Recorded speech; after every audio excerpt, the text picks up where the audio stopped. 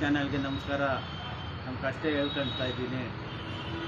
ನಮ್ಮ ಹೆಂಗಸರು ಹಿಂಗೆ, ನಮ್ಮ ಹೆಂಗಸರು ನಮ್ಮ ಮಗನು ನಮ್ಮ ಬಾಮ್ಮ ಇದ್ನು ಎಲ್ಲ ಜಗಳ ಮಾಡಿ ನಾನು ಆಸೆ ತೋರಿಸ್ಬೇಕಂತ ಮಾಡ್ತಾವ್ರೆ. ಕಾಲಾಗೆ ಓದ್ದಾನೆ ನಮ್ಮ ಬಾಮ್ಮ ಇದ್ನು. ಬಟ್ಟೆಗಳೆಲ್ಲ ಎತ್ತು ಬಿಸಾಕ್ಬಿಟ್ಟಿದ್ದು. 2 ದಿನ ಆಚೆ ಹೋಗಿ ಕಾರಾಗೆ ಮಲ್ಕೊಂಡಿದ್ನಿ ನಾನು. ಊಟನೂ ಆಗ್ತಾಯಿಲ್ಲ, ನಾಷ್ಟ ಆಗ್ತಾಯಿಲ್ಲ. ಕೆಟ್ಟ ಮಾತುಗಳೆಲ್ಲ ಬೈತಾಳೆ ನಮ್ಮ ಹೆಂಗಸರು. ಅಡುಗೆ ಮಾಡ, ನಾಷ್ಟ ಮಾಡ ಅಂದರೆ ಏನಾರ ಬೈತಾಳೆ, ಕೆಟ್ಟ ಮಾತುಗಳೆಲ್ಲ ಬೈತಾನೆ.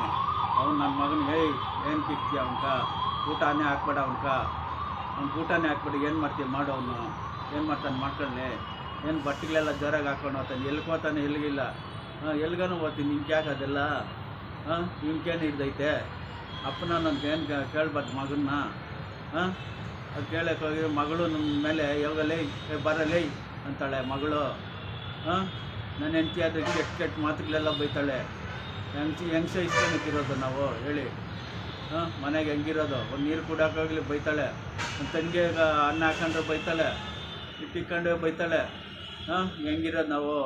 ಇವತ್ತು ಬೆಳಿಗ್ಗೆಲ್ಲ ಬೈದವಳು ನನ್ನ. ಈ ಮನ್ಸಿಗೆ ಹಾಕ್ತೀನಿ, ತಲೆಯನ್ನು ಕೆಡ್ಸ್ಕೊಂಡಿದ್ದೀನೋ, ಕೆಟ್ಟಾಗೈತೆ ಅವ್ನ ತಲೆ ಕೆಟ್ಟಾಗೈತೆ, ಈ ಮನ್ಸಿಗೆ ಎತ್ಕೊಂಡು ನಡಿ, ಅವ್ನು ಹಾಕೊಂಡು ನಡಿ, ಇಂಜೆಕ್ಷನ್ ಬಿಟ್ಟು ಸಾಯಿಸ್ಬಿಡೋಣ ಅಂತ ಇಬ್ಬರು ಮಾತಾಡ್ಕೊಂಡವ್ರೆ.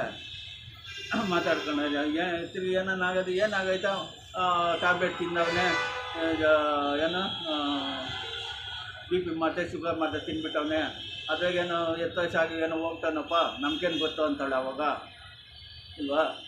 ಅದಕ್ಕೆ ಹೋಗಿ ಪೊಲೀಸ್ ಸ್ಟೇಷನ್ ಕಂಪ್ಲೀಟ್ ಕೊಟ್ಟರೆ ನಮ್ಗೆ ಧೈರ್ಯ ಬರ್ತದೆ ಸ್ವಾಮಿ ನಮ್ಗೆ ಅಂತ ನಾವು ಕೇಳ್ಕೊಳ್ತೇವೆ. ಇಷ್ಟೇ ಸ್ವಾಮಿ ನಾವು.